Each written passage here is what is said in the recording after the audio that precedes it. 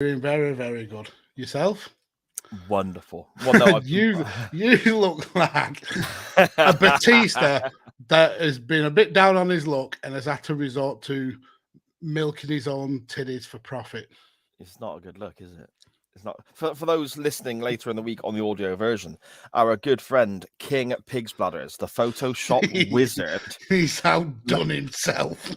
Made us a background for today's show and lined it all up as best he could, and he's done a fantastic job. And it's has the Raw logo and says the date of the episode of Monday Night Raw we're looking at and so on. And then Magsy's head is virtually perfectly placed onto John Cena's shoulders. Looks wonderful. And mine is placed onto Dave Batista, who is shirtless and for some reason has the freakiest nipples I've seen in my life. And ironically, they do look like your nipples. So Sharon do they? Said. It's so Sharon said, yeah. It's like,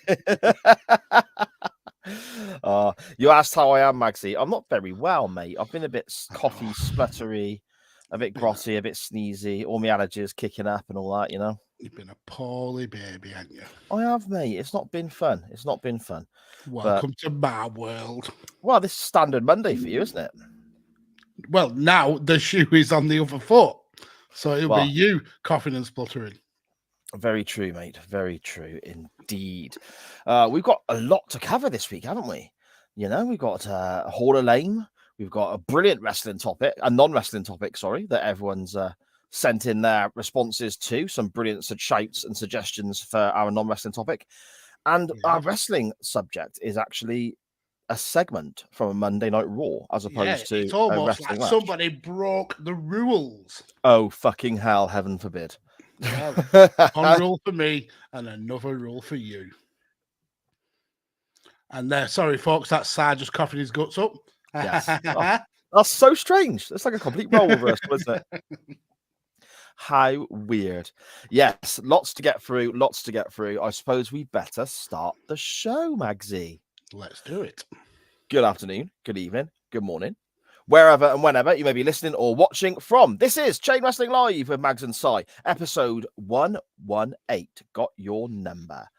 I am Sai, and with me, as always, is the contract signing to my week of whining because I've been ill and snotty and grotty.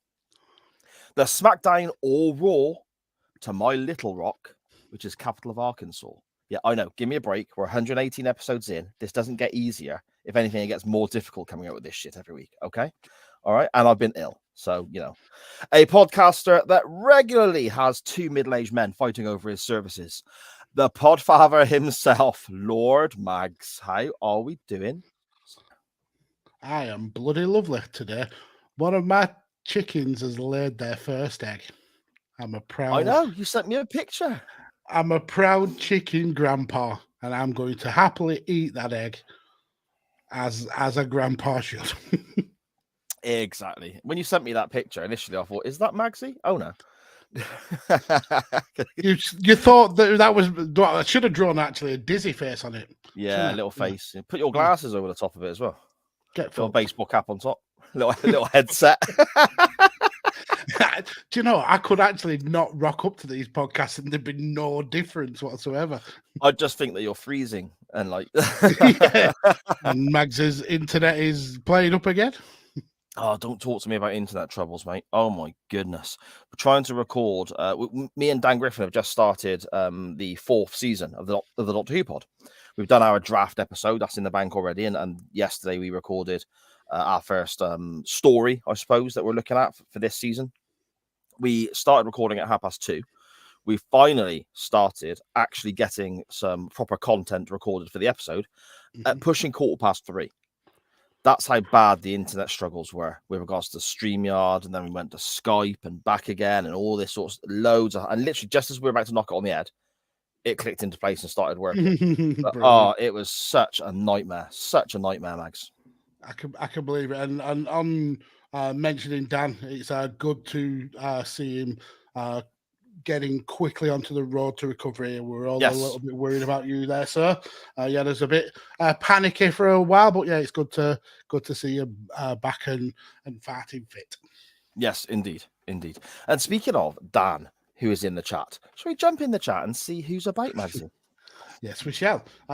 So, firstly, as has become a weird tradition, King's PigsBladders, who again, I have to thank for this amazing background, as Sar coughs his guts up yet again, and then ironically takes a vape, which you would think would be counterproductive. No, anyway, mate, no. This vape juice is very soothing on the throat. Trust me. Honey and lemon flavour, is it? It's Vic's Vapor Rub flavour. So yeah, King's PigsBladders again. Thanks for the artwork; it's absolutely amazing. But he started this tradition where he gets me to say things that maybe I wouldn't necessarily agree with. So he's put, "I would like to make a statement. Yes, me, Podfather Mags, the man you are listening to right now. In many ways, the work of a critic is easy. We risk very little, yet enjoy a position over those who offer up their work and themselves to our judgment." Now, I thought that was actually quite poignant, and then I realised it's from the cartoon film Ratatouille. So yeah, you let me down a little bit there, but I do like criticising other people. It's fun. I mean, does it make it less poignant or important that it's from a cartoon? No, it probably makes it more poignant, to be fair. Okay. All right. I'm not disagreeing with you. I was just asking the question. Next in the chat, we've got Dan asking the question on everybody's lips. Why does Batista, aka Sar Powell, have Eric Young's nipples? Yeah, Sar, why do you have nipples like Eric Young? I don't know. It's just the way I was brought up, mate. Just what grew upon me. So. like moles. Yeah, I'm also intrigued as to obviously PigsBladders has worked some fantastic Photoshop wizardry here on. It's got the dimensions perfect. Yes, but on poor Dave's nips there. That's interesting enough. The fact that he's found these and superimposed them on the image, or however he does it. The fact that Dan Griffin can identify them as where they've come from, which body they've actually, he can narrow it down specifically. That is very, very concerning. That's true. So we'll quickly skate over that. King's PigsBladders actually returns to the chat. Says, "Evening, hello sir, how are you?" And again, hello. Thanks for this. You've already made the first 8 minutes of the show. Superb. Dan Griffin says, "Evening, CWF. How are we all? Apart from traumatized." Well, I think that's the best way to explain every one of us. Dan then says, "Mags is a maverick and cannot be stopped." Well, I mean, if being stopped, you mean I meander very slowly towards the target. Yeah, I suppose. And I do get distracted a lot. So there is that. With the pace of moss growing. I mean, moss would outpace me, to be quite fair. I wouldn't want to race against moss. Connor in the chat, hello, sir. How are you today? And Scottish Danny also in the chat saying, in the style of ECW, C-dub-F. Yes, sir. You are this. We have got such a great little family, haven't we? We have. It's amazing. And you can get a ECW style T-shirt that says CWF from the SJP World Media merchandise store. Go and treat yourself. Dan Griffin confirms that the internet issues at all ends were ridiculous. Yeah, I think it was midweek last week that Virgin Media just shut down for the day, and we had literally no internet or TV, so we were fucked basically. Gotta have a conversation then, aren't you? Yeah, I mean, luckily I've got chickens, so I can get someone around my level. Other than that, I'm a bit knackered. Dan said, "Good to be back. You can't get rid of me just yet." And then late, disappointingly late, Sharon. It's embarrassing, to be fair. Yeah, it's Monday night. You know what that means. Yeah, well, we obviously aren't married at first sight. So that's it. That's the priority. That's it. You've let yourself down, and you've let your family down. Exactly. Scott Stanley says this episode will be a thumbs up, not a Batista thumb. And Sharon says, "Good evening, CWF. How the devil are you all?" King's PigsBladders says, "Spot on, Mags." I mean, that's the first I've actually been spot on, but I massively appreciate it. They're from Pornhub. Oh my goodness. Sar's nipples are from Pornhub. please be from a female, because no male porn star's got to have nipples like that. Dear me. And Dan says, I didn't know they were Eric Young's nipples. I just remember him having scary nipples. Scary nipples. Who has got the weirdest nipples in wrestling? I think Cesaro's got to be up there. Do you know, it's something I can't say I've ever focused on, like the wrestler's nipples. Well, no, it's not something that I have focused on myself, but you asked the question. You instantly went with Cesaro. Yeah, because he's the first name that sprung to mind when you said about, strange nipples. I thought Cesaro, because his nipples are quite large, aren't they? All woman nipples. Brilliant. Absolutely brilliant. And hashtag Batista thumb nips. Brilliant stuff. Magsy, we had the this government message alarm thingamy go out over our phones. Did your phone go off? Yeah, it did. I mean, it went to every phone in Britain. Allegedly. No, it didn't, did it? There's some that it didn't, and my wife and my youngest daughter, their phone didn't go off. Oh, okay. I know that you could turn it off in the settings. You can turn off emergency alerts in your actual phone. Okay, I didn't know that. I totally forgot all about it, and when it went off, it scared the crap out of me. Yeah, we're getting another version of that event. Sar shat his pants when his went off as we were trying to record. That's right, yeah. It freaked me out. How did you not know it was coming? Well, I knew this was happening, but I didn't exactly know when or what time, or if I did know, I probably just forgot. Yeah, that is a very trying to get that working. That's likely. And then yeah. And then my phone just went crazy. So yeah, freaked me out, mate. Freaked me out. No, I mean, mine went off because I knew it was coming, so I had my phone anyway, and it went off, and I swiped it off, and all done. What are your thoughts on this? I don't get the point of it. I mean, we're on an island, and we don't really get severe countrywide flooding or massive earthquakes and stuff like that. So I don't get why we're having this alert now. It feels a bit scaremongery. Like the government are trying to instill fear into us. Okay. But I don't know. I also don't think that there's been a lot of kind of conspiracy theories about it being able, this is the government's way of tracking you, and if they can control your phone, what else can they control? And I just keep relying on the same argument. The fact that you have a mobile phone means that you can be tracked. Yeah. No matter what, you give away way more of your personal information to the likes of Google and Twitter and Facebook than that the government doesn't need to track you. They can literally find you wherever you are because you've got a mobile phone. So yeah, there is that. Anyone who has watched an episode of Criminal Minds or CSI or anything like that knows that how easy it is for the government or certain departments to do that. So yes, indeed, Magsy, indeed. I just wish they made it a bit quieter, freak me out. Excuse me, why was there not a podcasting option where it wouldn't go off? Yeah, that's a good shape.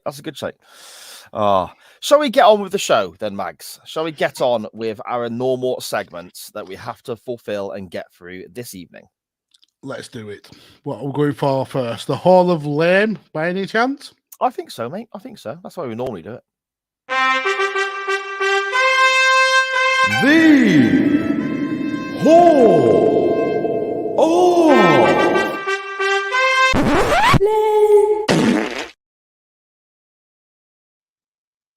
Lame. Magsy, what you got for us, my friend? Okay, so this week I've got a particular wrestler who I want to put in the Hall of Lame. Now, that's kind of how this segment works. No, but it doesn't have to be wrestlers. It can be gimmicks or storylines. Yes. But this is actually a wrestler. Now, when you think of multi-generational wrestling families, the people who come after big stars and big characters, they tend to fall into a few categories. So you'll get wrestlers that outshine their forefathers. Think people like the Usos. They've had a huge career compared to Rikishi. You think of The Rock, who's become one of the biggest stars in wrestling and totally outshone the accolades of his dad and his grandfather. You then get the kind of wrestlers that try to kind of make their own path. The likes of Cody Rhodes, he's trying his best to step out of his dad's shadow. You've got Charlotte Flair, who's becoming greater than perhaps her dad's career was. No, shut up, you tart. No, but I mean, blazing a trail in women's wrestling. Then they stand on their own 2 feet outside of the parents' accolades or shadow. Yeah, okay, oh, yeah, I'll get that. And then you get the wrestlers who kind of seem to just float by and not really try and get out of their parents' shadows. Guys like Ted DiBiase Jr. He was in the news recently, so he comes to mind. Wasn't a bad wrestler, but didn't set the world on fire. No. And then you get the ones that absolutely shit the bed when it comes to wrestling. And my entrant this week is one of those guys. So, Targajit Singh. Okay. Absolute legend of wrestling in the late 60s, early 70s. Traveled the world for the who's who of that time of wrestling. And his son wanted to enter the wrestling world. His son being Tiger Ali Singh. Now, Tiger Ali had the benefit of being trained by one of the pillars of wrestling in Antonio Inoki. So he had every opportunity to be a great wrestler. And when he signed for the WWF about 5 years into his wrestling career, he was given the 12-gun salute. He was brought in like a big deal. They were superstar wrestlers who didn't get the kind of introduction that he got. He got a press conference in his hometown at the Sky Dome to announce he'd signed for the company. His first promo said he was going to be the face of the WWF. And for a while, that push went pretty well. Within a couple of months, he'd actually become the winner of the WWF Kuwait Cup. He beat Owen Hart in the final. And he was on the start of being the big star that he should have been. And then people started to realize that perhaps he wasn't that good of a wrestler. And the WWF soured on him pretty quickly. A couple of months into his tenure, and he had a gimmick change from being this flash suit wearing wrestler to being typical foreign, arrogant, rich Indian. Right. But the twist was he had a Wish version of Ted DiBiase as a character. He even had his own Virgil called Babu. And he would do the things that Ted DiBiase used to do. Pay people to do demeaning tasks like licking Babu's feet. That was one of them. I think he paid someone $500 to do that. But his wrestling just did not improve. And he was eventually sent to Puerto Rico, the International Wrestling Association, to work on his wrestling skills. And it was there that in 9 months he suffered 3 concussions. Oh dear. Yeah. And the last concussion essentially put pay to his wrestling career. He said he was forced to wrestle in an outdoor event in the rain. Now he slipped whilst in this match. He hit his head, went unconscious. And then when he came around, he found he was alone in the dressing room. Now, his first thoughts was Puerto Rico, alone in the dressing room. I'm getting bruised abroad in here, because he'd heard rumblings that the WWE were trying to basically get rid of him. So he got on the first flight home. The WWE sent him a letter saying that if he didn't return to Puerto Rico and see out his developmental, he will get terminated. Now, he happily accepted that termination, and he essentially didn't wrestle again until 2008, when he was finally clear to return. And I think he ended up actually having a wrestling match with him and his dad as tag team partners. But yeah, this week's entrant is a little bit sad, because he could have been a big star, but he just absolutely shit the bed in the wrestling ring and thought he was going to get stabbed up in Puerto Rico. So poor Tiger Ali Singh. Tiger Ali Singh, bloody hell. So much fanfare for so little, isn't it, really? Yeah.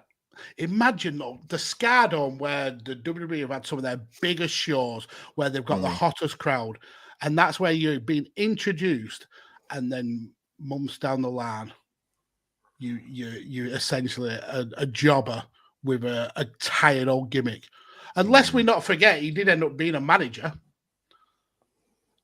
which I may bring up in the next episode of Hall of Lame. Interesting. So it links into the future as well. I like a bit of that. Always thinking. There you go. It's funny you mention, Magsy, someone who basically became just a glorified jobber and so on, because my entrant into the Hall of Lame this week made a career out of basically being a jobber, and had several different gimmicks and several different roles for the company, some more successful than others. But this particular gimmick was just nonsense. I'm talking about the Brooklyn Brawler, or more so the man who played the Brooklyn Brawler. Mr. Lombardi. That's right, Steve Lombardi. The Brooklyn Brawler itself, I got no issues with. That gimmick was what it was. It served a purpose and so on. He obviously played Doink the Clown for a period. And who else did he play? Oh, Kim Shee, the manager of Kamala as well for a time. So, he was around WWF television for quite a long time in different guises and to varying levels of, I suppose, mediocre success, potentially. However, in 1994, Major League Baseball went on a strike. Now, I don't know masses about this, the ins and outs and so on, but this was used by the WWF as a bit of a promotional tactic to effectively say, we don't go on strike here. We have no off season. We will entertain you all the time. I mean, don't get me wrong. Obviously, it's very difficult for these performers to go on strike because they're never allowed to form a union. So, that doesn't really work out for them. And we had video packages of baseball being affected by this strike. Now, bear in mind, this is the major leagues. This is Major League Baseball and so on. To really hit home, the sympathy factor and how much these baseball players are supposedly letting the fans down, we had a young boy in a video turn up to his little league game, which, by the way, would not have been affected by the Major League Baseball strike in any way, shape, or form. But there was a sign up saying no game today. This little lad was upset and so on. And then Randy Savage turns up, who himself played baseball to some level in his earlier days. And Randy Savage threw a ball for the lad a few times, and everyone walked off nice and happy. And there was a clip at the end of this little video package saying, we don't go on strike, we'll never abandon you, and all that nonsense. That was in pretty bad taste in itself. But true to WWF and Vince McMahon form, that's not enough. We're going to double down on this bullshit. So McMahon comes up with a character. Well, Lombardi apparently came up with a character, but McMahon was all about this. Came up with a character to basically play on this fact that baseball players are now bad guys, apparently. This guy was referred to as Abe Knuckleball Schwartz and was done up like there's a mascot that looks similar to this for one of the teams. I'm not sure which one it is, but his face is painted up like a baseball. He's wearing a baseball uniform. It's like a character out of the Warriors. Yes, exactly. Yes, that's right. Great film, that is. He came to the ring to a kind of slightly more sinister version of "Take Me Down to the Ball Game." That music, Obviously, when the bell rang, it was Steve Lombardi, so we knew what we were getting. But this again used to, I suppose, poke fun at other sports that are going on strike or have off seasons or whatever. The issue we have as well is this character, this version, this portrayal on television by Lombardi stank the place up. He was supposed to be a heel and was, getting boos, but it was go away boos. It was, we're not booing you because you're a bad guy. We're booing you because we don't want to see you. Mm-hmm. One of the aspects in his matches, if people can remember back to 94 going into 95, was he would pretend to kick dirt on people like he was in a baseball ground, including the referees. And now, of course, that doesn't work because they're on a canvas. He would also basically, in promos and interviews, chastise fans for going to wrestling shows instead of baseball games. Now, that's twofold for me. One, there are no baseball games to go to. They're on fucking strike. That's the point of your character. And two, you're in a wrestling arena yourself. So you're really contradicting your own point. Thankfully, this didn't last too long. Lombardi reverted back to a previous gimmick, or no, around that time, probably would have donned the makeup for Doink the Clown for a period, I think. Maybe my timeline's a bit screwed up there. But yes, my entrance into the Hall of Fame this week, and well worth taking a quick look at, and I suggest it is a quick look, is... I mean, it has to be a quick look. It didn't last long. Exactly. Is Steve Lombardi as Knuckleball Schwartz. Not a good look. Great pick. Well, thank you very much. Those are your entrants into this week's Hall of Fame. Let us know what you think in the chat and on Twitter after the show and after the audio version comes out. We have Tiger Ali Singh and Knuckleball Schwartz. Two very different but equally shite characters. Magsy, do we have anything in the chat, my friend, before we jump on to our non-wrestling topic this week? We have King PigsBladders saying he didn't get one of the automated sirens, and now did Sharon or the little Powells saying that they didn't get off, so they're destined to die in the zombie apocalypse. Mort joining the chat at the perfect time, wanting to know what happened with your nipples. Well, I mean, you'll have to listen back, sir, to find out, but let's just say Sa has got a side business in baby milk. Oh, dude. That's not good. Dan Griffin says, scaremongering distraction tactics by a corrupt set of bastards. I mean, he's not wrong, is he? I mean, the government is as corrupt as it's going to get. Mort says it looks like reverse nippletopia. That's when Sa's nipples are in his. Wait till you see him when they're out his. In his 90s. Dan Griffin, whatever you walked into, Mort, then have your eye out. Like the title of the episode, you can cut glass with those bad boys. Indeed. Good sir, could you perchance make your alarm less alarming? Yeah, I would love to see the video where you absolutely shat your whack from. I don't think we had the cameras on at the time, but I've got the audio, so that'd be brilliant. Maybe we'll release that. Dad also says Tiger Ali Singh winning the Kuwait Cup is like Spurs winning the Audi Cup. Jesus. And topical, King PigsBladders says Spurs sack another manager. Yeah, did they sack the caretaker manager? Yeah. They got destroyed at Newcastle, didn't they? They were like 5-0 down after 20 minutes. Like 20 minutes, yeah. Yeah. That's grim.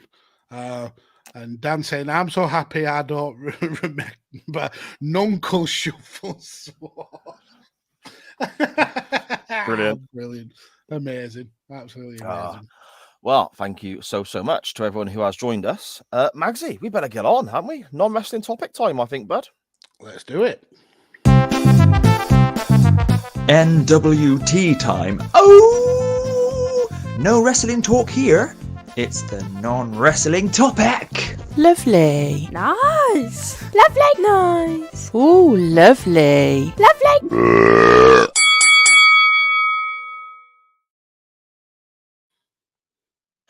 Filthy belch.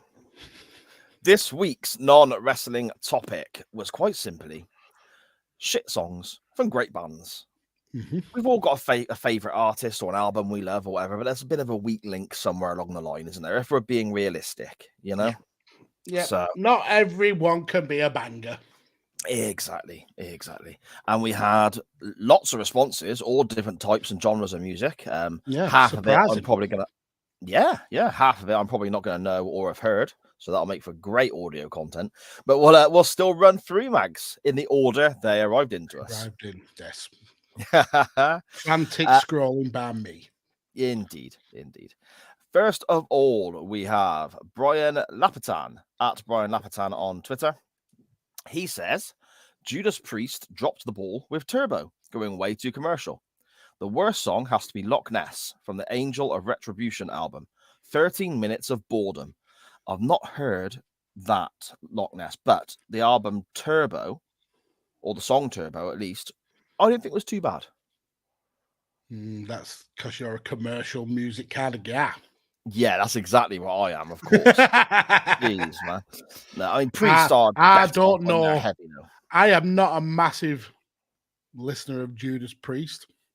Okay. But a 13-minute song, if it doesn't capture your attention, that could be absolutely just so long to listen to. So yeah, I can understand him not being happy with that. Yes, indeed. Tyler Peters and Scottish Danny did an episode of Back When a while back. And they did an episode of Back When, I suppose. And they were looking at a Judas Priest album. And well worth a listen. Really good stuff. Back When's a fantastic show, man. Those two guys are so good at what they do. Well worth checking out. Following Brian, we have Scottish Danny himself at Scottish Juggalo on Twitter. Yeah, look at that. That was almost like it was intentional. Danny says, I'll always be a Limp Bizkit fan, but their latest album really did nothing for me. I've tried several times and I'm always asking, is it bad or is the music they did in the 2000s so good that everything else pales in comparison? I mean, they were good at the time. I don't think the music has aged well. The stuff from is it Chocolate Starfish and the Hot Dog Flavored Water? That album that's not too bad. Then that's kind of where it tails off for me. I like a couple of songs off the next album, which I think is Results May Vary. But yeah, their later stuff was they just kept trying to recapture that rolling my way, that kind of vibe, and it didn't really work for me. So they had a lot of crap songs. Yeah, it was like you said, Max. It was very much of its time, you know. And that whole kind of new metal rap, guitaring stuff. Yeah. Sharon and I have seen them live, and when they played all that stuff from that time, 99, 2000, 2001, fantastic. Started playing a couple of the new songs. It's time to go to the bar. Yeah. There we go. Danny also says, Motorhead. God Save the Queen is a miss too. And I say, fuck you, Danny, you're wrong. I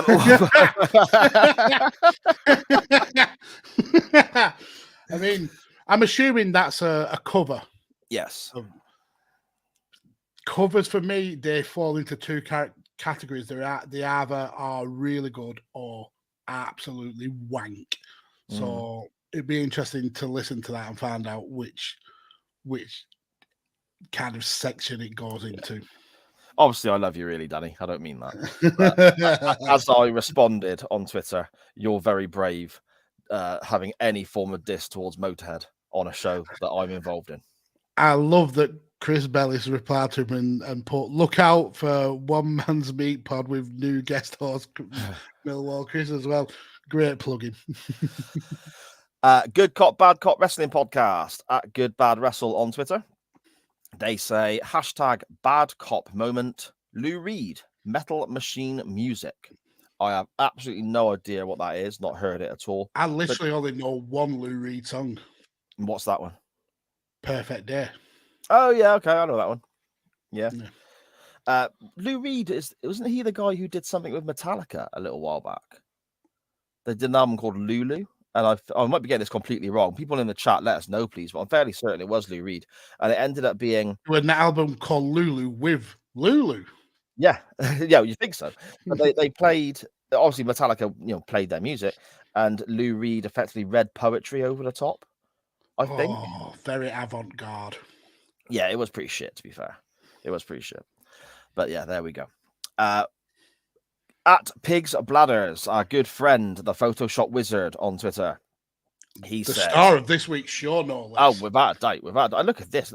I mean, people on the audio version." People on the audio version are missing out on this. We're getting the 4 glorious faces of Kiss from their solo albums, all in time from the Twitter feed, which is fantastic. Kiss, PigsBladders says, one of the greatest live bands of all time. Hit album after hit album. Then, in their wisdom, decided to release 4 solo albums simultaneously, one for each member. Not only is it the biggest cash grab ever, all 4 albums were shit.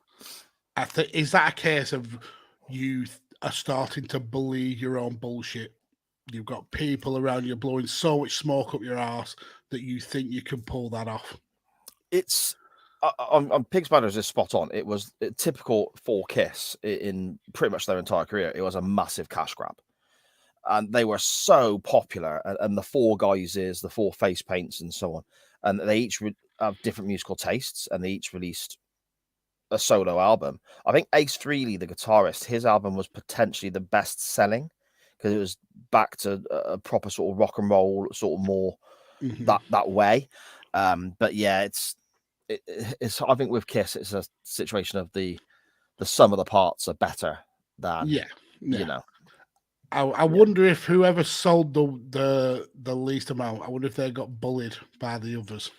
I hope so. I'm fairly certain it would have been Peter Criss, the drummer, the one who looks like a little bit like a hamster with his face paint on. I mean, it's ridiculous. Looks like a hamster. It's stupid. You got Paul Stanley there, who's done up Stanley's got the big hair and the star on his face. He's the star child. And he's the big glam rocker, and that works. You got Gene Simmons, who's the demon, and he's got the blood and the tongue and the hair and the scary face paint. You got the spaceman of Ace Frehley with the silver face paint and the guitar that smokes as he plays it. And then you've got a guy who sits at the back. Yeah, he looks like a cat or Come on, mate, have a word with yourself. But yes, I'm a big fan of Kiss, but those albums don't get played. Those albums do not get played. Even worse, Gene Simmons released a solo album in the 2000s that I got for £1 in FOP, if you remember that store, and it was shit. FOP? What the hell is FOP? You don't remember FOP? No. It was like, I think it was a chain of them. I think the logo was purple. It was FOPP, and it was a music shop, and it was similar to, I suppose, MVC in a way, in that they would buy old stock and sell these albums in bulk, dead cheap. And one of the ones they got was Gene Simmons' solo album, quite aptly named Arsehole. And even they couldn't get rid of it and ended up flogging it off for £1. So FOP never made it up here. Never heard of it. Okay. Yeah, no, I used to like going in there. I picked up a few Wasp albums in there, dead cheap as well. On the Gene Simmons solo album, actually, that I'm thinking of, I think it was called Arsehole. He does a guitar. I think it was. He does a guitar and bass heavy version of Firestarter by The Prodigy. I think, anyway, unless I'm having some kind of weird fever dream. But yeah, that was terrible as well. It's not good. But yeah, Kiss themselves are awesome. Sharon correcting you, as you probably get on the daily. Pretty sure they were an indie store. Okay, there we go. I miss it anyway. I miss music shops. I do, but there we go. Connor Knows Footy, at Connor Knows Footy on Twitter. He says, for me, it's got to be Metallica's recent release, 72 Seasons. For the first spot, they released 4 singles from this album, which is way too many for me, kind of ruins the listen through, and the majority of the songs are a real miss for me. I tried to like it, but just couldn't. It's too modern. I've not listened to it. No, never have I. I don't mind a bit of Metallica, but I'm going to sound like a real pretentious old man rock fan now. But I like early Metallica. Yeah. I mean, I probably like mid Metallica more. Okay. Like The Memory Remains, Disappear, that kind of stuff. Yeah, that's all right. I don't mind some of that. I quite like the more thrashy stuff. So Kill 'Em All, Justice for All, Master of Puppets, and all that sort of stuff. But yeah, some of the later stuff you mentioned there's quite good as well. And then they did Sent Anger, and I hated it. That wasn't very good. Oh, it was so bad. It was terrible. It was like something a garage band recorded on an iPhone. It was awful. It was really, really, really bad. It was indeed. I've never seen Metallica. I'd like to, but they're one of the bands that I've never actually got the chance to get around to see. But there we go. Weren't it Metallica that essentially brought down Napster as well? Yes. Yeah, I thought so. Yeah. Connor continues. Another shout to an album I tried to like and had some decent tracks is Ozzy Osbourne's recent album called Patient Number 9. Ozzy lost his touch in his old age, and it relies on a lot of features. Mm-hmm. Yeah, fair enough. I mean, I've heard a couple of tracks from it, and it just sounds like standard kind of generic Ozzy Osbourne stuff. Yeah. The big hits, I think, were, again, going back in the day, weren't they?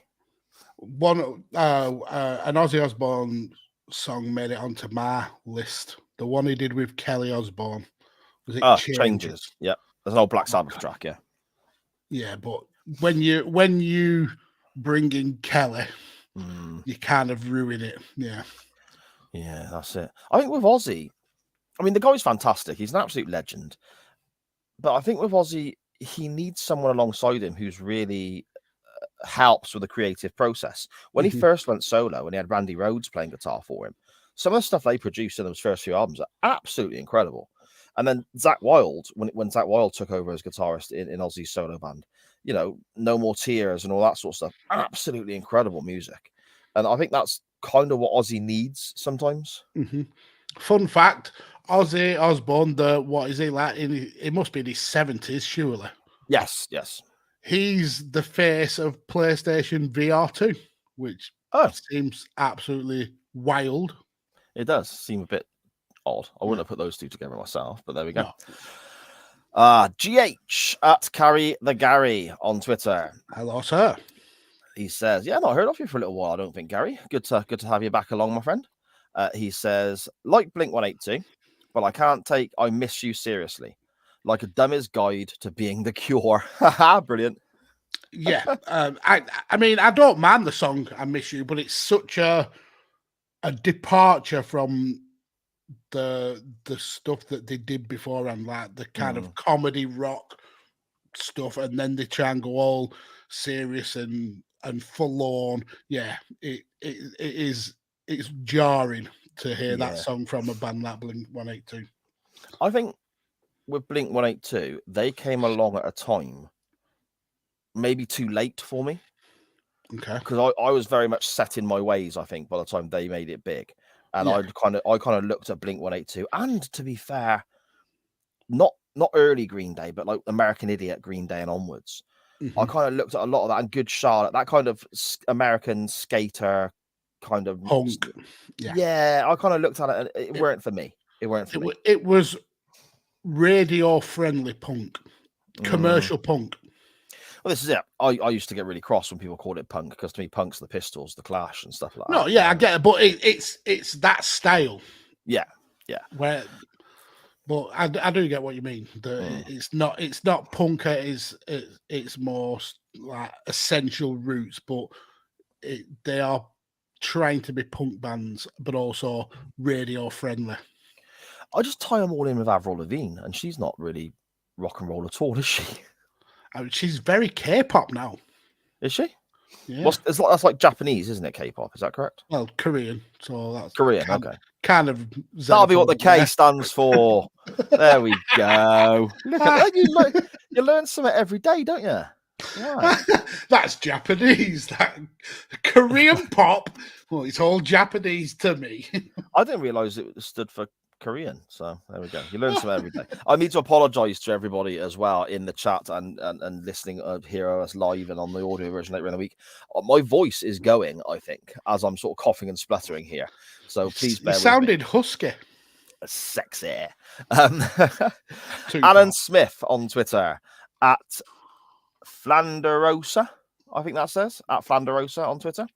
Yep. Wanderlust by REM. I adore them, probably my favourite band of all time. and there have been songs that are less good, but that is the only song of theirs that I always skip.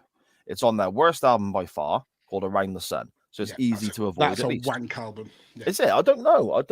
Again, R.E.M. are a band that the big hits I know, and obviously they were a big deal for a long, long time. But I suppose the deeper cuts, the album stuff, I'm not too familiar with, you know? Mm-hmm. They're a band who I kind of like dipped in and out with. Like some of the early stuff I really like. Then like the big hits I like. And then when it gets to kind of like the more experimental stuff, maybe like tracks like Ebo, The Letter, kind of go off the boil. Then they came back with the Imitation of Life and The Great Beyond, and I thought, yeah, I'm back as an R.E.M. fan. And then they drop off again, and yeah, I don't know. They're a band that I kind of like going waves, I suppose. Yeah. Okay. They're not doing anything anymore now, are they? They're all done, aren't they? I think. Yeah, but I think so. I don't think they even tour anymore. I think they had a falling out. A couple of them had a big falling out. Oh, okay. Chris Bellis at Real Chris Bellis on Twitter. He says, I can't think of anything from a band I like as such. But if we're talking hip hop, yeah, anything goes, mate. Any genre of music. If we're talking hip hop, Snoop Doggy Dogg nearly tarnished his legacy with Snoop's Upside Your Head. Now, was that not one of his earlier songs? I don't know. Can you tarnish an early legacy? I think Snoop tarnished his legacy when he went all reggae, trying to be Snoop Lion. I know nowhere near enough about hip hop or Snoop Dogg to understand any of this. Right. So Snoop was a pioneer of the kind of like West Coast real gangster rap music. He was a kind of like a trailblazer. Then he was one of the few kind of like West Coast rappers that really started to make it mainstream when he started to be. I think he did an album called Rhythm and Gangster. That's the one with Drop It Like It's Hot. You'll know that song. Yeah, I know that one. He started doing like songs with big pop stars. So he really made that transition. And then he went crazy and did some reggae. I don't remember Snoop's Upside Down, but I'm sure that's an earlier track. And now obviously he's the golden WWE champion, so you can't really slag him off. See, I could be completely wrong with this, but when I hear Snoop's Upside Your Head, I think of Oops Upside. Yeah. It so is that what that was? I think so. Okay. I don't think he did the original, but I think he covered it fairly early. Yeah. Okay. Fair enough. Cam at CamGriff92 on Twitter.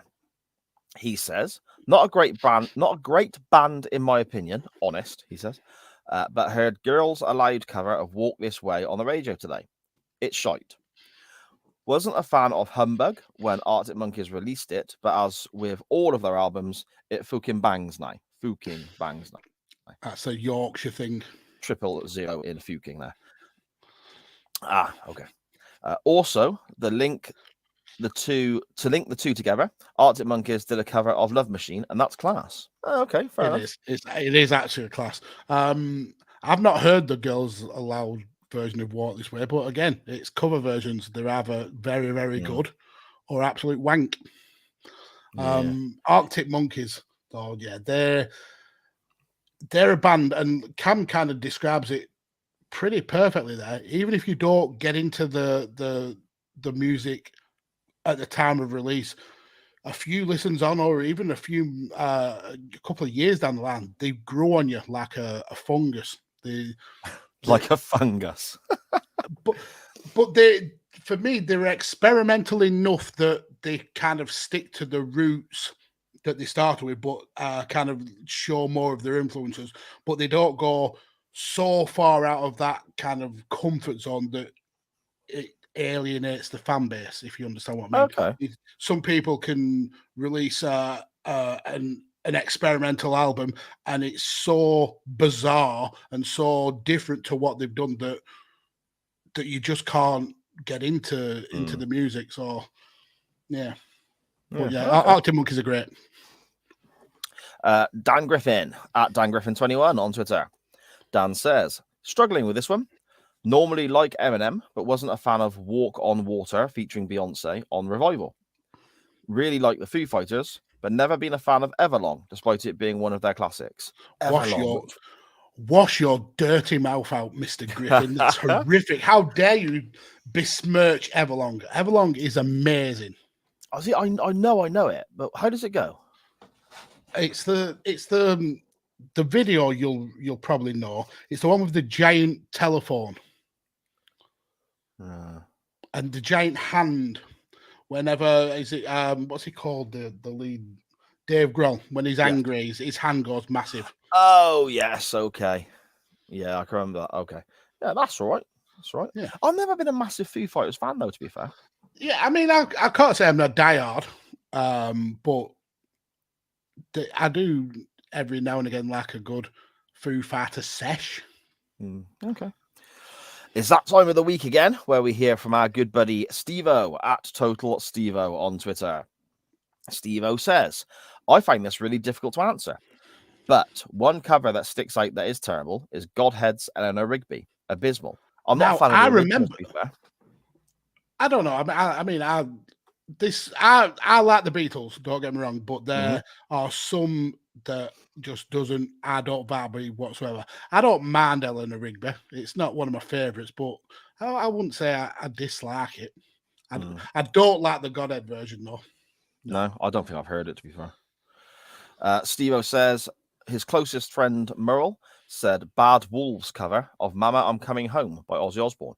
Bad Wolves are a group that Sharon found a track of theirs, and I think it was a cover of, let us know in the chat, Sha, please. I'm pretty certain it was a cover of Zombie by the Cranberries that they did. And that was brilliant. That was a really good cover version. Okay. I'm fairly certain I've heard the Mama I'm Coming Home one. But again, if it's not Ozzy, I don't really want to sort of give it the time, I suppose, you know? Yeah. I understand. Written by Lemmy, interestingly enough, by Motorhead.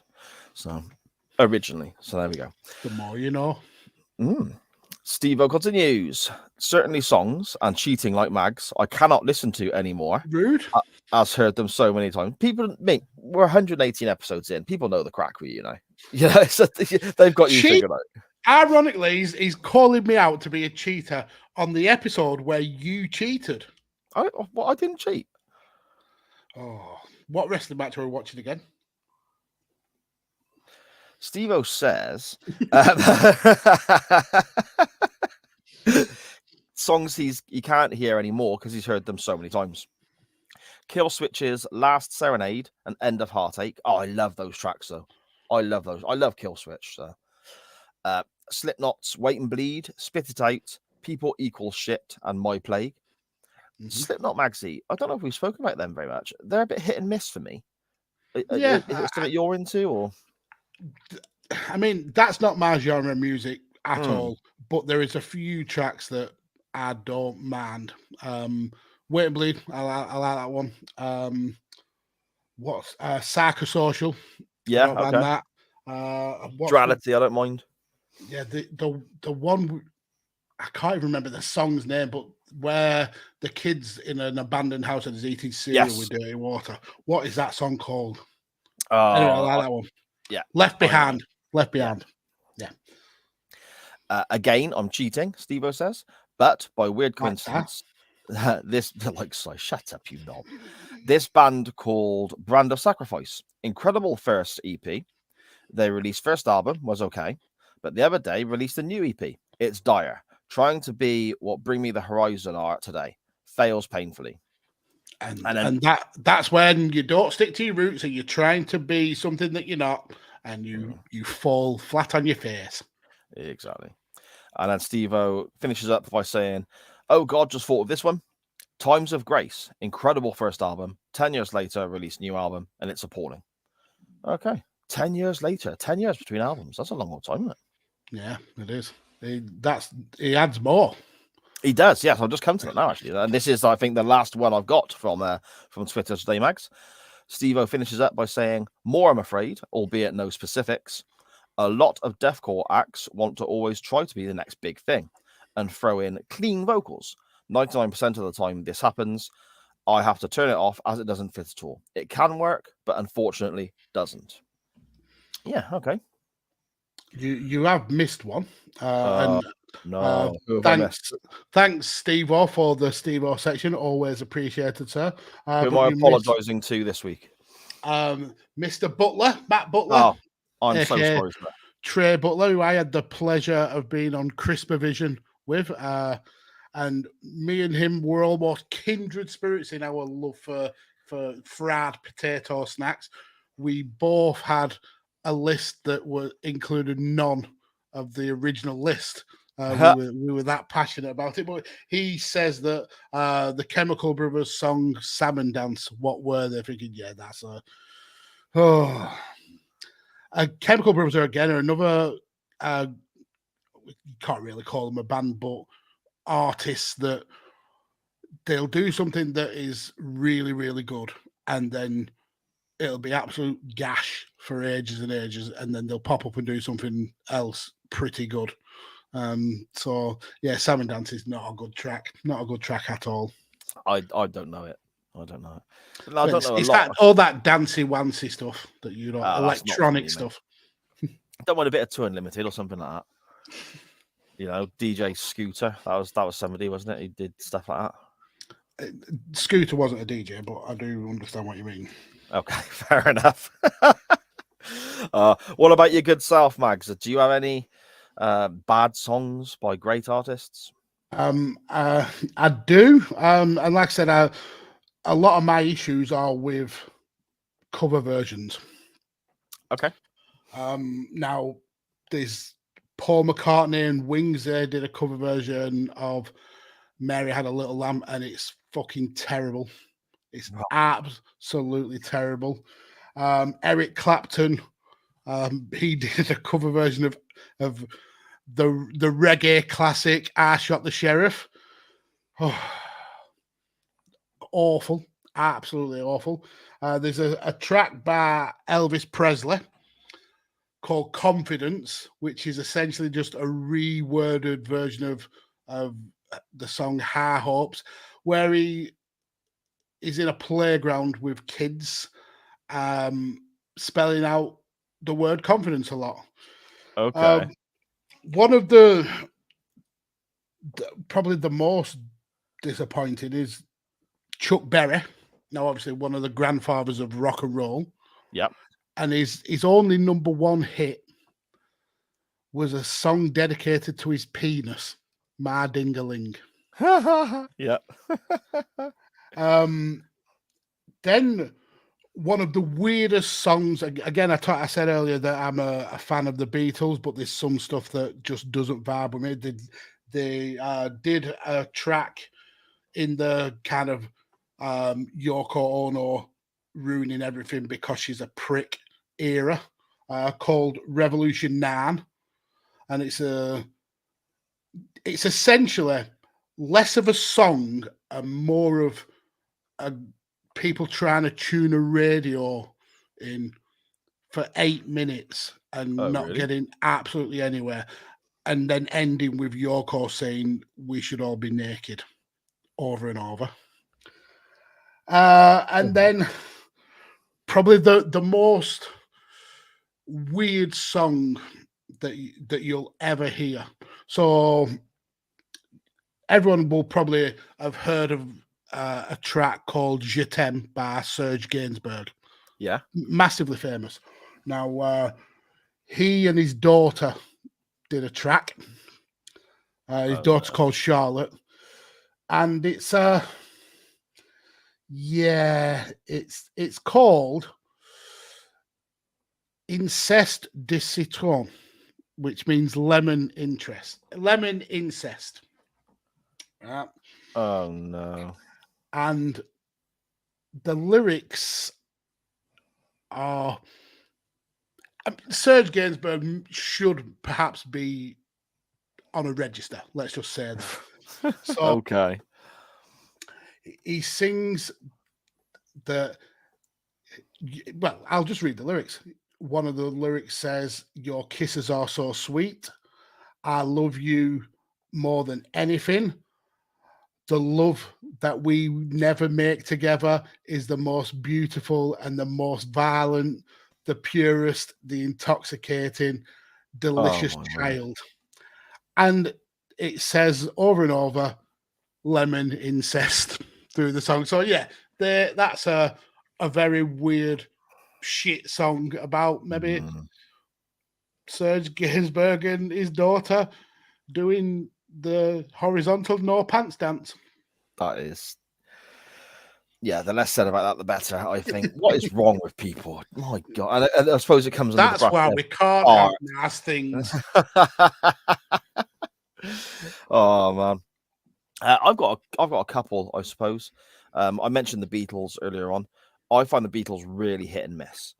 It's either bloody brilliant or it's complete dross. The likes of Eleanor Rigby and so on, just don't get it. I don't understand at all. You know, it's not good. Yesterday, I don't like either. It's just so dreary and miserable. I'm not a fan of that.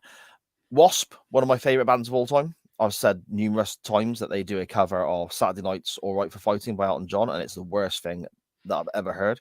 It genuinely makes me want to vomit and like pull my own ears off the side of my head. And Iron Maiden. I love Maiden. Been a Maiden fan my whole life. But the Fear of the Dark album in 1992 or 1991, 92, I think, when that was released, obviously the title track, huge, big track, and you know, live, it's a massive thing now, and the live version ended up being released as a single with the crowd singing along and all that. Fantastic record. The rest of the album, at first listen, it's not great, but I've gone back and listened to it a few more times now in recent years, and there's, you know, it's grown on me. Apart from a track called The Apparition, it is garbage. I just don't understand. To me, I mean, Bruce Dickinson left the band after this album, and they brought in Blaze Bayley to sing for out of shit. This to me, Magsy, The Apparition on the Fear of the Dark album, this sounds like a band breaking up. It's 3.5 minutes of a band breaking up in audio form. It's just dog shit. It is terrible. And that's difficult for me to say. I love Maiden. But nothing by Motorhead, Scottish Danny, you knob. Just so we're clear. Okay. I mean, the Ace of Spades is wank. Oh my God. It's not my favourite, to be fair. Yeah, I know. You have said that before. Yeah. So it's the same as, like, you know, when you say to people Iron Maiden, they think Runs of the Hills or Number of the Beast. You say Motorhead, they think Ace of Spades. And Motorhead, for example, pushing 50 years of fucking music. It's not one song. Go and listen to other stuff, you know? No, it's Ace of Spades or nothing. Not bad. What have we got? What have we got in the chat, Mags? Before we move on to a bit of wrestling, listen to the Inferno album, and not you, Mags. You can just fuck off. I will never listen to that album. The only other Motorhead song I'll listen to is Triple H's intro music. Right. Okay. And specifically the one where he got the words wrong live and just made it up as he went along. Oh dear. Listen, everyone else then, ignore Maxie. Listen to the Inferno album. It's much, much later in their career. It's fantastic. But there we go. What have we got in the chat, Max? So going all the way back, Dan Griffin says, is Judas Priest Damien's brother? Yes. No, is Moo. His Moo. His Moo. His mum finally got to it. King PigsBladders there. Only took 4 tries. Mum only has 3 letters, and it took you 4 attempts to get that word correct. Dan Griffin, Judas Priest is your mum. King PigsBladders shot Photoshop wizard, and he blamed it on his tablet having a fit. Fair enough. And then becomes Mummy Bladders. He also confirms that the Kiss makeup is meant to be a cat. Yes, it is. Yes. Ridiculous. I mean, of all the things you could make up on, why did he pick that himself? Did he go, I want to be a kitty cat? Yeah, I think so, mate. And even then, it does still look quite a bit like a hamster. I mean, he could have gone with anything. A tiger, he could have gotten a lion. Yeah. A clown, but he went with cat. I don't know if a clown would have worked. Everyone else there with the black and white face paint. With a big red nose. Wig. Juggling. Just sat there playing the drums behind Paul Stanley. And just pulling out handkerchiefs. King PigsBladders also says that Asshole was shit. It was. And he says also Black is the best album. Is that a Metallica album? Metallica, the Black Album. Yeah, it is good. I do like that. But to me, that's when Metallica changed. They went from being the thrash band to being mega stars with this slightly different sound. And they still produce some incredible music. The Black Album I love, but my taste is just slightly heavier with the thrash stuff, I suppose. Yeah. Sharon says, yeah, Zombie is an epic cover. It is. Shame the lead singer is a pimple dick. Ooh. He is. He's not a particularly nice person. Sharon will have to give us the details about that, either in the chat or another time. Maybe next week when she comes on for Mags v Sai. Or if you want to type away, my love, crack on. Yeah, crack on. King PigsBladders says, Fear of the Dark was just okay. Yeah. So many better albums. So, yeah, that's the chat all caught up. Awesome stuff. Thank you so much to everybody who messaged in for our non-wrestling topic. That was a great non-wrestling topic. If only we could recapture that for next week, perhaps. Yeah, I wonder if there's a way of us doing something along a similar line and all that. We will see next week. We will see. Thank you so much to everybody who messaged into the show, as contributed to the chat and so on for this week's non-wrestling topic. It is always hugely appreciated because you're all bloody wonderful people. Very true. I suppose we better get on and talk a bit of non-wrestling in our wrestling section. I mean, there's a little bit of wrestling in it, so it kind of counts. I guess. Let's get ready to rumble!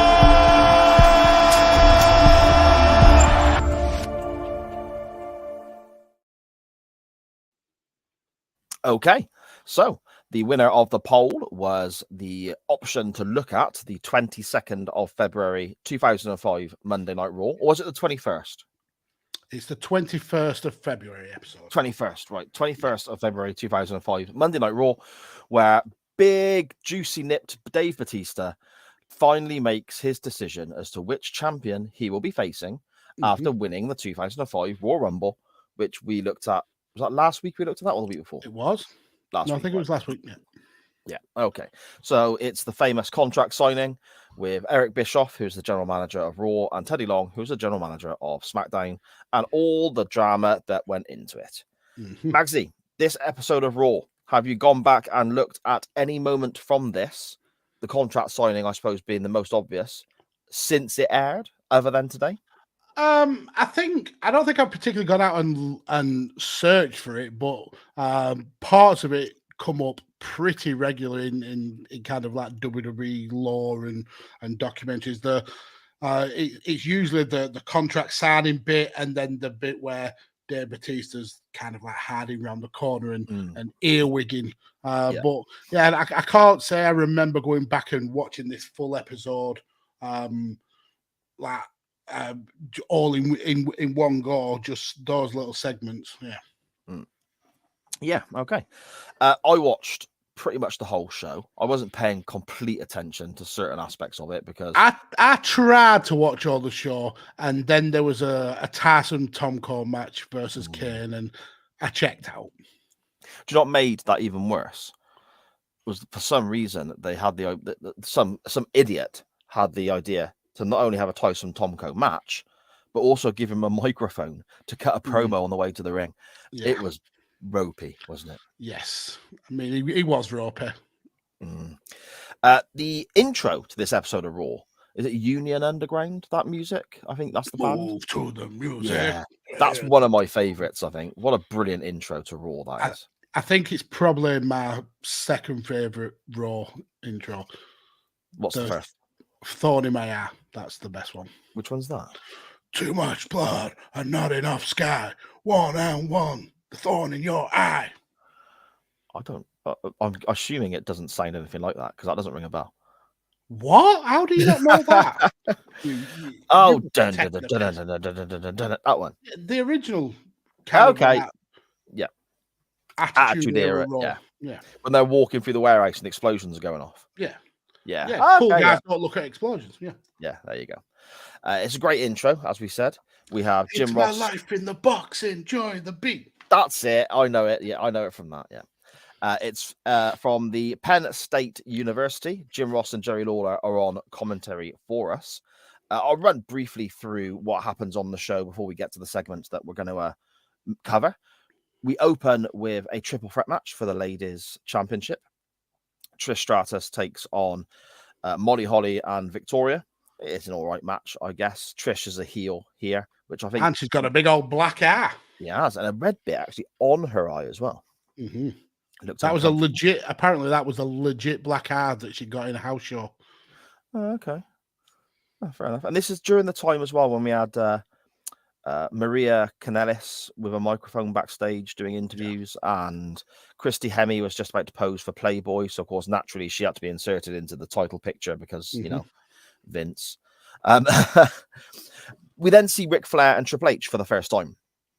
And Flair and Triple H are saying they don't know where Batista is yet. Why hasn't he arrived at the arena? And there's a lot of panic going on because they don't know which way he's going to go. But in previous episodes, they've done their best to try and, you know, divert his attention to JBL and the WWE title, Maxie, haven't they? They have, because obviously he won the Royal Rumble, and the last thing Triple H wants is to have to face Big Dave at WrestleMania for his world heavyweight title. So he's tried over the previous weeks to manipulate big old Batista into picking SmackDown and JBL as his opponent, and he's used pretty underhanded tactics to do that. And I think the just before this show, I think it was it No Way Out, the pay-per-view? Yes, the night before, yes. And Batista destroys JBL, and there's a little bit of a face-to-face with Batista and Cena just to ramp up the Willy Wonky factor of him going over to SmackDown, and Batista gets a massive pop at that event. Absolutely. Yes, and I mean, also on recent weeks on Raw, we've had a white limo with the horns on the front that is, you know, very strongly linked with JBL trying to run Batista down. Yeah. We've had on the big screen segments from SmackDown airing where JBL has been running his mouth about Batista as well, and nobody really knows why they're popping up on the screen until a bit later on when we get a little bit of a reveal. But before we move on, I do like this Triple H beard, though. This is an awesome beard. It's the Harley Race Lemmy from Motorhead kind of style. All in one line, all 90-degree angles. Yeah, it's a quality beard. There is a picture of me somewhere, one of the times in previous years where I had this big beard and I shaved. And I always sort of just, you know, if I shave it off properly, I will shave shapes into it, just see what it looks like. And I did that. And I looked fucking ridiculous. If I can find the picture, I will share it on Facebook, on Twitter. We then get the Pulp Fiction skit with Eddie Guerrero and Booker T, because this is WrestleMania Goes Hollywood. So we're getting those famous, brilliantly done trailers where they take off famous Hollywood films. Really, really well done. A couple of backstage moments. The ladies have a fight. Trish is scrapping with Christy Hemme and so on. And then we get Randy Orton and Shawn Michaels having a conversation backstage because they're in a tag match later on against Edge and Christian. That's right, Edge and Christian in 2005. It's not 1999. It's 2005. They've separated and come back. Something that really stood out to me with this, and then with the next match, because we have Chris Jericho taking on Simon Dean. Jericho wears a sort of personalized, I think it's a hockey jersey with the Jericho stuff on it. Yeah, I think it's New York Rangers one as well. Right. Shawn Michaels has a black WWE t-shirt with HBK and a cross on it and so on. And Randy Orton has a black t-shirt with a plain white shape of him striking that pose he does in the corner. And I just thought to myself, man, merchandise in the mid-2000s was fucking terrible, wasn't it? Yeah, it was. I mean, there were some good ones, but a lot of it was awful. And a lot of the new WWE merchandise has gone back to being awful. But yeah, he was horrible, weren't it? It There was just no thought put into it. No. I had a HBK t-shirt around this time, but it was one of the older ones, not long after he returned in 2002. Okay. And it had HBK on the front, just black t-shirt, HBK on the front in white. And that looked cool as fuck. On the back, though, they had the quote from a promo he did saying, "Don't hunt what you can't kill." And it just ruined the shirt. But it was a That's promo. fair. So what was your favorite ever shirt, WWE shirt that you owned? I mean, I know we're going off topic, but that I owned, I've not had many WWF shirts, to be fair. Okay. To be fair, that HBK one's probably one of the very few that I did own until more recently. Now I buy wrestling merch, but it tends to be more, sort of independent people creating. So I got a couple of Arn Anderson shirts and stuff like that. I suppose now, who owns the trademark, the NWO shirt would have to be it. Yeah, I mean, I've got the NWO Wolfpack shirt. I love that shirt. I think my favorite was probably the Stone Cold University shirt. Okay, that was good. And I also had the American flag, just bring it, rock shirt. That was a good one. Yeah. I think Sharon had that, or one very similar. And I've had the Austin with rattlesnake arms. That one. Yeah. I've had Other Side Jackass. That was a good shirt. Right. Yeah. I always liked the fuck fear, drink beer. Stone Cold one. That was cool. I liked it. I never owned it, but I liked that as well. I always liked the DX. Was that a hockey jersey or American football jersey? I think that was hockey as well. Oh no, it was American football. Yeah. Yeah, I always liked that as well. That was good. Yeah, there we go. The next match, like I said, Simon Dean against Jericho. It's not great. Then we go to where Magsy switched off because we have Kane versus Tyson Tomko. That's not great. No. A limo arrives, though. I mean, you have missed a little bit. If we are telling the story of Batista and Triple H, we've got to mention the backstage segments with the two general managers. So essentially, everybody knows that Batista's making his decision today. So Teddy Long, the general manager of SmackDown, is on Raw to try and convince Dave at the last minute that SmackDown is the place for him to go. So we get a couple of segments where Teddy and Eric Bischoff are having these backstage conversations and trying to like one up each other. And I think in the first one they mentioned about Batista being at No Way Out and how he beat up JBL and all the cabinet, and how he had that stare down with Cena, and Bischoff is telling Teddy Long that he may be kind of jumping the gun, nothing is signed, and Teddy feels like he's got the upper hand with Bischoff. And then I think we see Shawn Michaels come in to say that he wants to challenge Kurt Angle to a match, because obviously we had the start of that feud at the Rumble, where Angle was eliminated, then got back in and eliminated Shawn Michaels.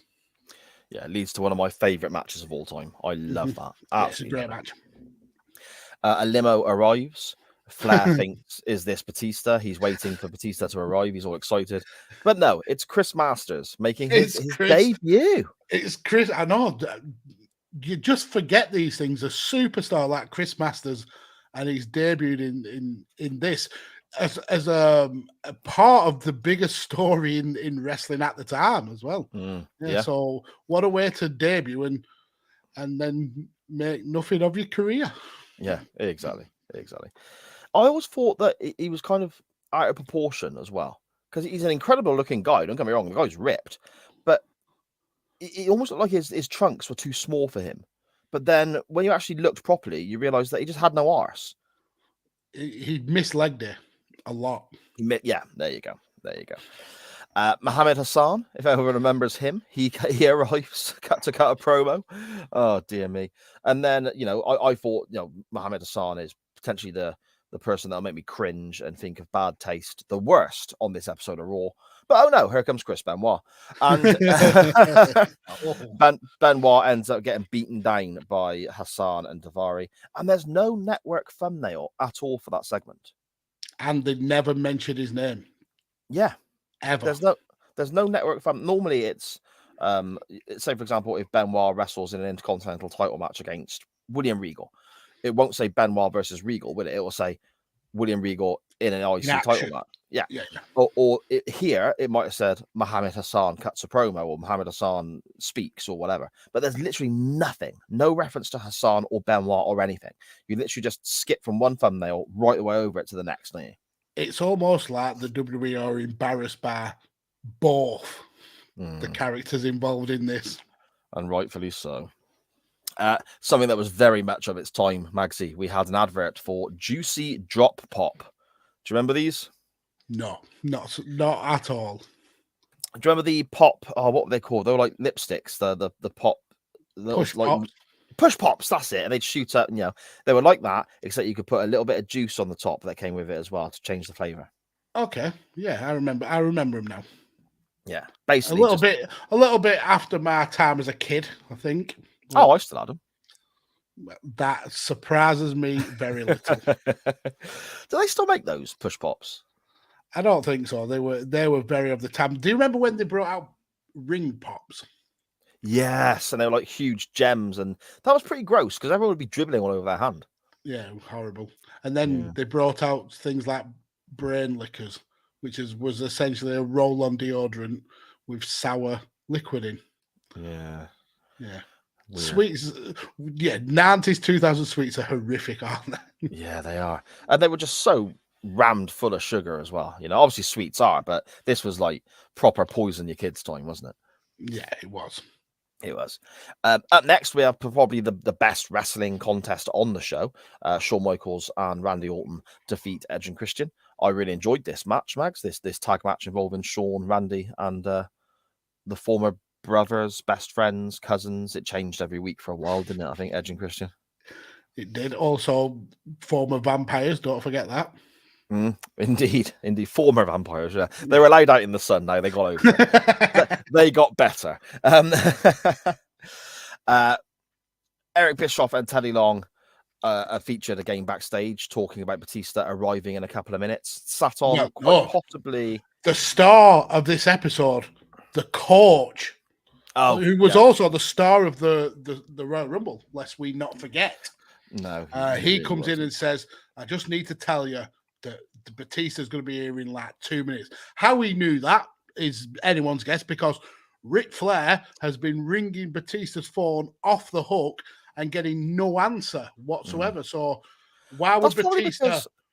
No, but why would he ignore Flair, but then ring the coach of all people? Yeah, that's true. He probably couldn't get through to Flair, though, because if you watch any of these segments, Flair's got one of those old-fashioned flip phones, and every time he can't get through to Batista, he slams that shut so hard it must damage the phone. The air escaping as he slams that phone together probably escalated across the planet and caused a tsunami somewhere. He's smashing that phone to bits so much, So I imagine Batista just couldn't get through, mate. Perhaps, yeah. Flair just rough with his phone. Indeed. Edge attacks Shawn Michaels backstage, which leads to a street fight next week on Raw. Now, I've not seen that in a long, long time, but I've got really good memories of that match. So maybe that's something I might link to in the future. That was the kind of like the blow off for that feud, knowing that Shawn Michaels was going into the match with Kurt at WrestleMania. Yeah, and Shawn wrestled in jeans, I think, that night as well, which set it apart. And Chris Masters makes his in-ring debut against Stevie Richards, and it's shit, as you can imagine. His finisher was a full Nelson. And that's just coughing his ring up. How can you not love somebody whose finisher was a classic of your era of wrestling, the full Nelson? Yeah, and bringing back the classics, and you are just belittling him for it. But he was a shit wrestler. Chris Masters, he was crap. I'm okay with it. Speaking of crap, Gene Snitsky wrestles next. This episode is just full of clowns in it. Oh, mid 2000s WWF. Oh my word. So much crap in that I mid-card. hated Gene Snitsky. He's the worst thing about him was his yellow teeth, though. There. Oh, see, I would take those yellow teeth and raise you the back knee. Oh yeah, that is grim. Yeah. That is very, very grim. Yeah, there's just nothing appealing about Mr. Snitsky. No, not at all. We then get another WrestleMania Goes Hollywood skit, and it's the Basic Instinct one with Stacy Keibler. Mm-hmm. That Christian in this was fantastic. He was so funny. Yeah. So go back and check this out if you get a chance. It's very funny. We see Ric Flair calling Batista again, but obviously he doesn't get anywhere because he's broken his damn phone. There's ranting in general about Batista being late to them between Triple H and Flair, talking about how can he be over 2 hours late, it's so disrespectful and so on. And this is kind of where we're getting into the conclusion now, Magsy, isn't it?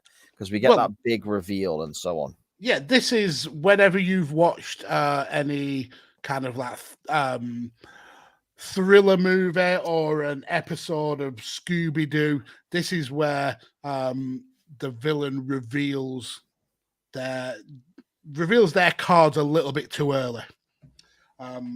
Essentially, I would have gotten away with it if it wasn't for you meddling kids. So Triple H starts admitting that how hard it was for him to get the footage of SmackDown on Raw, and how hard it was to orchestrate the limo and get those bloody stupid bullhorns on the front. and we then get almost the a Dumb and Dumber moment where it looks like Ric Flair is gonna just absolutely rip into Triple H for his backstabbing shenanigans, but then he turns it around and says, "Oh my God, this is amazing! You are a genius. This is the best thing that you've ever done." And you think, is it Flair? Is it really? Yes, but this is the moment that we get the reveal, don't we? And the camera spans out from this conversation, and Triple H is giving away all of what's happened over the last few weeks, talking about how he's tried to manipulate Batista. I think he refers, let me have a look at my notes here. He refers to him as, Dave isn't smart enough to know what's best, and refers to him as a big idiot. Yeah, and does.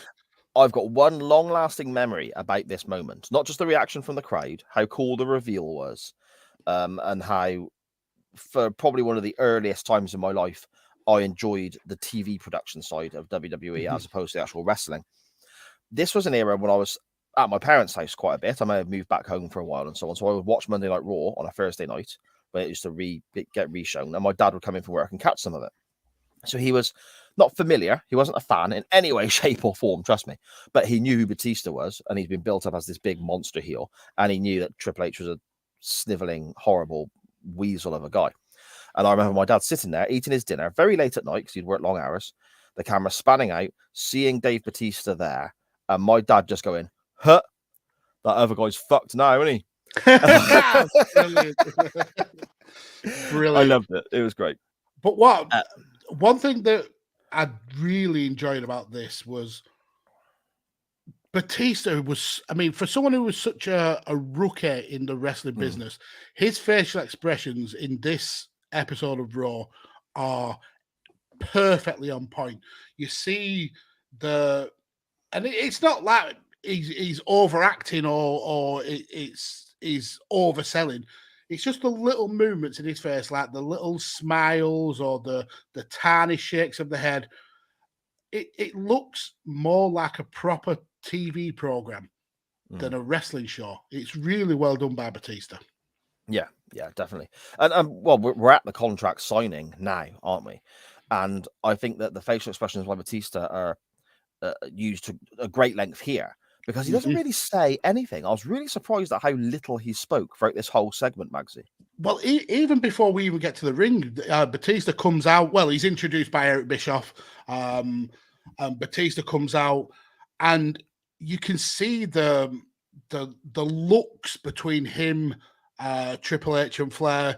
You don't obviously get the pyro, so that there's a little bit of awkwardness there where he almost walks into Triple H, but he beckons for Triple H and Ric Flair to go up the steps first into the ring, and the camera just lingers on him for a couple of seconds, and you see him just eyeballing Triple H from behind. And again, it's just great production, great facials from Batista, and really sells the story that he knows something that Triple H doesn't know. It's really well done. Yeah, exactly. Eric Bischoff and Teddy Long are in the ring as well, obviously, because they're going to give almost like a sales pitch, isn't it? Yeah, one last chance to pitch the brand to Batista. Yeah, and I liked this as well. I mean, Bischoff, I think Eric Bischoff to me is one of the most well-rounded television characters, personalities, performers that we've ever had in professional wrestling. I mean, the guy's worked a couple of matches, of course. I'm not saying he's up to the standard of a Flair or a Michaels or anything like that, but he has worked a couple of matches, gimmicky situations. He was a play-by-play commentator for WCW in the early days of Nitro. He was then obviously the general manager here. He was the guy who joined the NWO and all this sort of stuff. I think Bischoff, as a performer, is one of the most well-rounded we've probably ever seen, Magsy. And I think you can see his progression as well, and the way he improved over the years. You look at his stuff from early WCW, he's very, very wooden. I remember seeing him on WCW Worldwide, and you could tell he's reading from an auto cue. Then you look at the stuff from his time as president and part of the NWO, and he's grown into the character, but there's still that almost he doesn't know when enough is enough. Oh, yeah. Kind of. And then you look at this, and it's pretty much bang on for a promo. Perfectly, these words that he says are perfectly weighted. It flows as a pitch. There's enough there to basically show that Raw is the best brand. I mean, he talks about it being the dream of every superstar to be the champion and to face Triple H. He uses Ric Flair's line against him to be the man. You've got to beat that man, Triple H. It's a really well done sales pitch for Raw. Yeah, and I think you're right. He's very underappreciated as a stick man. Yes, definitely. That pitch from Bischoff that you mentioned, I really liked a couple of moments from it. And one, he references the brand stability. Because Teddy Long's job is under threat at this point in the storyline. They've already got rid of a couple of different general managers on the SmackDown side. Teddy Long's job is under threat. So he's trying to sell it as, I've been here a while. My job is not under threat. We know where we're going here and so on, which I quite liked. Teddy Long sells SmackDown basically by saying about the excitement and the crowd reaction at No Way Out, potential John Cena matches going forward, and then lists Eddie Guerrero, Kurt Angle, Rey Mysterio, and The Undertaker as also future potential opponents for Batista. And I'm thinking, do you know what? That sounds pretty bloody good. I could be tempted.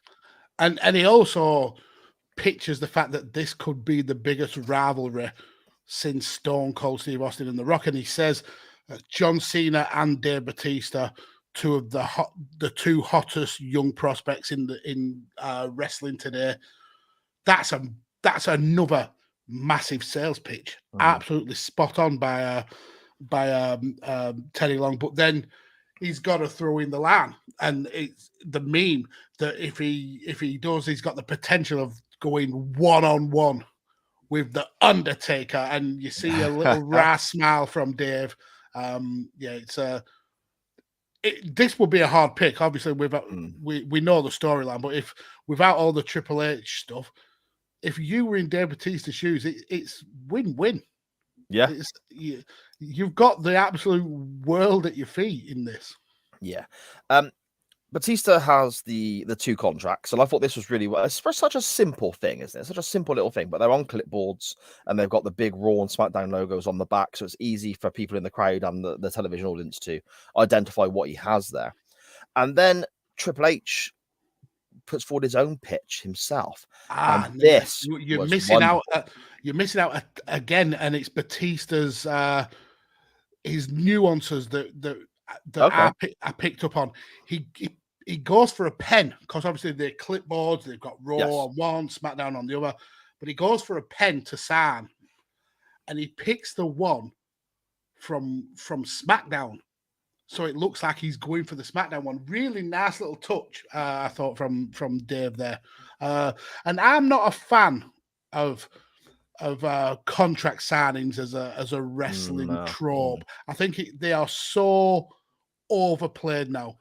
But I'm a fan of this one. This one is so well done. Yeah, definitely. The Triple H, I suppose, pitch or last attempt to sway Batista in one direction. He talks about the Four Horsemen. And he says about when Ric Flair was the NWA World Champion. Could you imagine if Arn Anderson was WWF Champion? They would dominate. He then talks about D-Generation X. And he says, when Shawn Michaels was WWF Champion, he could have been WCW Champion and they could have controlled the business that way. And he's saying, we've got an opportunity to do that here. And I liked those little touches into the past and the stables and so on. I quite liked that because they're trying to put forward Evolution as this group on par with the Horsemen. There was a lot of similarities there with the way they behaved and all that. So I quite liked that. It's not quite the same level, is it? Raw and SmackDown to the WWF and the NWA, but they're trying to build that kind of brand rivalry because they haven't got any competition anymore. TNA is literally just starting out in 04, 05, something like that. And what I also like about this is how willing Triple H was to throw the legacy of Flair and his own legacy under the bus to keep Batista going to SmackDown, because the Four Horsemen are legendary, but he says that they could have been way better if they'd have been a WWE champion. And he says about DX, they had the chance to create history, but they didn't. I mean, they did. They were part of one of the hottest times in wrestling, and he shits on that just so Batista will go to SmackDown. I mean, that's committing to the gimmick, I think. Yeah, I think so. Batista then effectively speaks for pretty much the first time, I think, Maxie, after all of it. And it's a relatively long segment as well. It's the main event spot of the show. Yeah, I think it goes about 15 minutes. Yes. Yeah. And this whole time it's other people talking at Batista. And Batista responds with, Hunter, I've known what I was going to do for a long, long time. And then we start getting the thumbs up from Flair and Triple H as Batista's teasing the one contract and so on. Again, Maxie, talk us through these little tells and these little sells that they do, because this is the drama now, isn't it? Yeah, so Batista holds up the two contracts so the camera can see him. He throws the Raw one on the floor, and we get an image of Triple H and Ric Flair celebrating and backslapping each other. They've got away with it. They've pulled the rug from under Batista, and they're essentially mocking with the thumbs up. It's so over the top that I think this is probably the worst part of this segment for me, where they were so over the top with the thumbs up, like both of them sticking both thumbs out as far as they can, and then Batista sticks one thumb up and with a little wry smile, like as if he agrees, and then the smile goes off his face and he's stone-faced. And the thumb turns upside down. It's such a cool throwback to how Triple H screwed over Randy Orton when Randy Orton won the title. Triple H absolutely poos his pants. Kind of like when Simon hears the alarm on his phone, and Batista just clotheslines the shit out of him. Absolutely just decks him. He punches Flair. Flair then gets thrown out of the ring. And it's essentially, I think Teddy Long and Eric Bischoff make their exit pretty quickly. And it's just Batista suited up, Triple H on the floor. Batista just rips the top off his suit off. And the guy, it looks exactly like Sar does now. without massive coward nipples. He's such a specimen, isn't he? He looks like he's carved out of granite. And then he picks up Triple H and power bombs him through the table that it was meant to sign the contract on, which nobody sat at or even particularly used. And then he says, the second line that he says in the whole of the promo, says, "Hunter, I'm staying right here on Raw at WrestleMania. I'm taking the World Championship from you." And the crowd go mental. Yeah, really good stuff. Really, really good stuff. Fantastic storytelling. When they get it right, they really get it right, don't they? The WWE. When it's done well, it's brilliant. And this was done very, very well. Now, that's where the show goes off the air. Yeah. And, obviously we know that these things progress on and we go to WrestleMania and so on.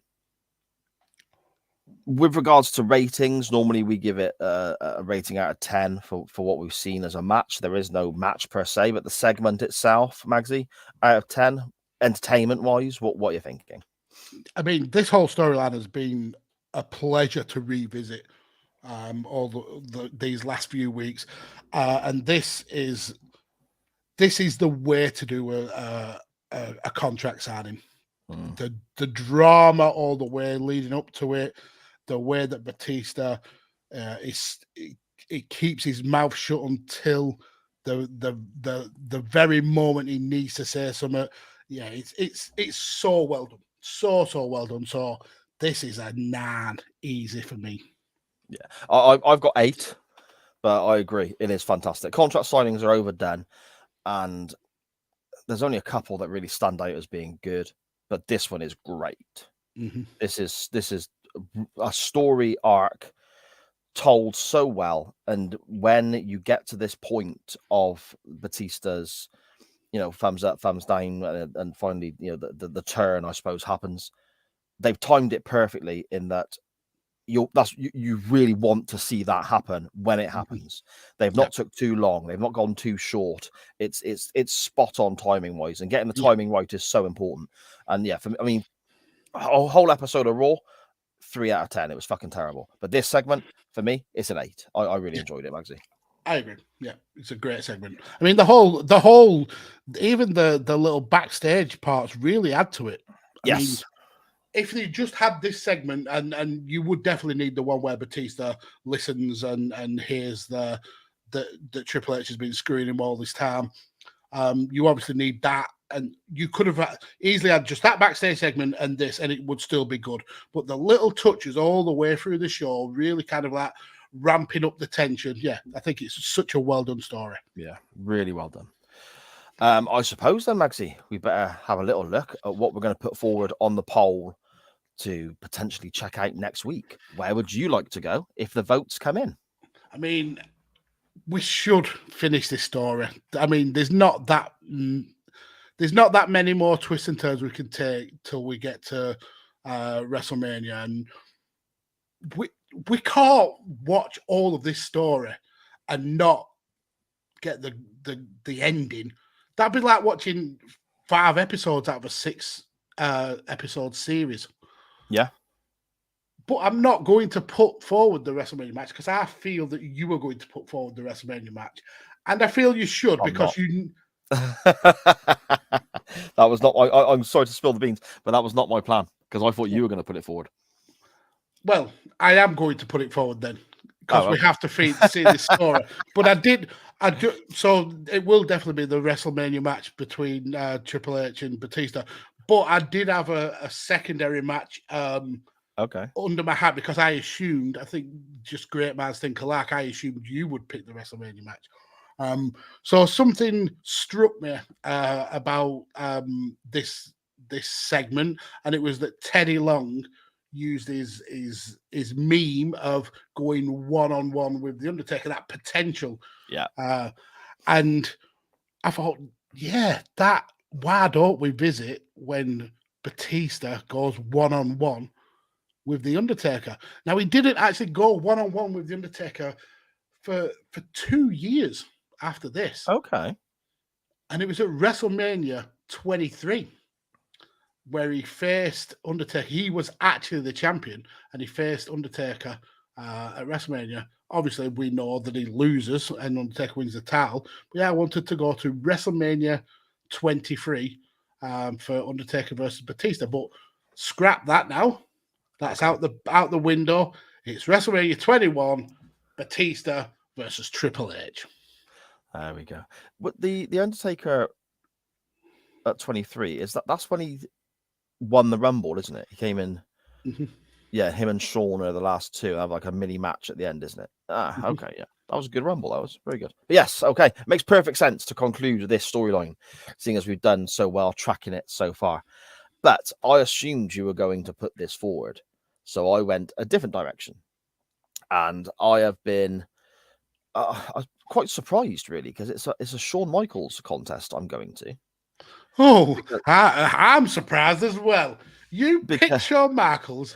Yeah, because I'm surprised because it's a Shawn Michaels match that I think until the other day when it popped up on the screen, I'm not sure if I've seen it before, and it's quite a biggie as well because the link is obviously Shawn Michaels it being in a tag team because he's in a tag team match on this pay-per-view.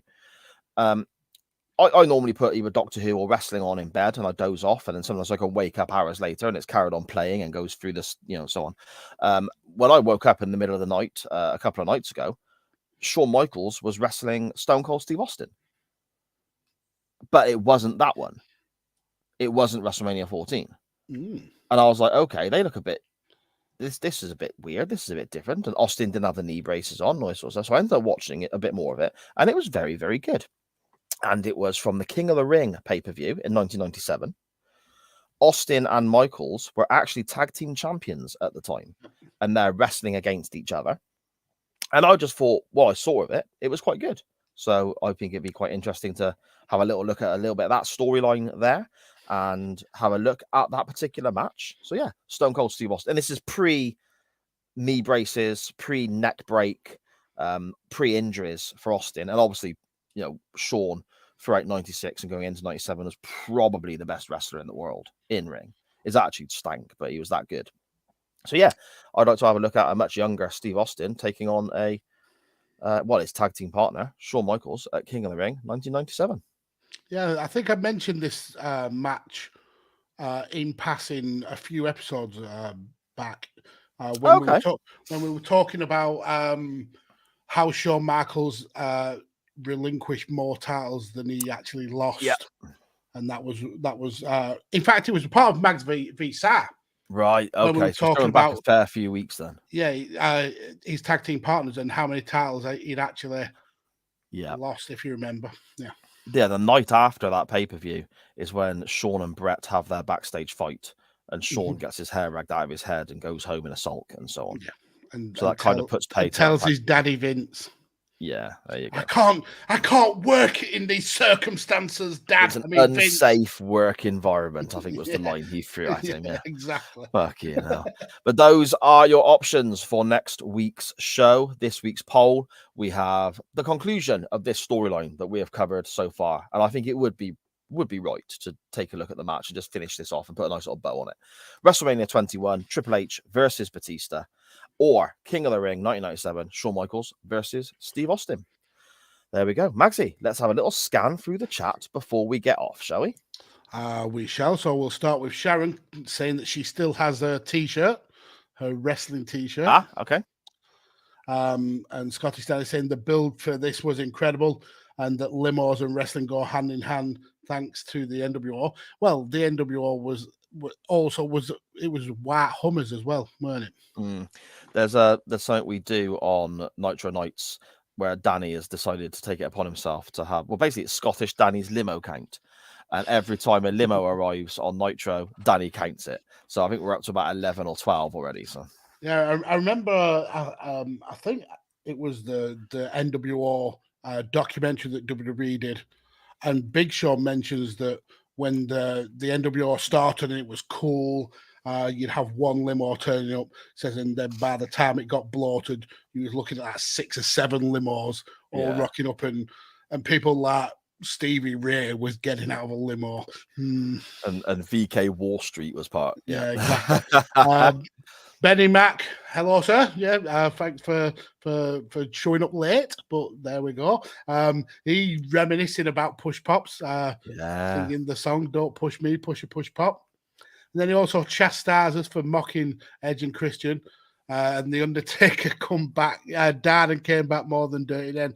Yeah, I mean, for someone who's one of his signature matches was a buried alive match, he got buried alive quite a lot. Yeah, he lost that quite often, didn't he? He did.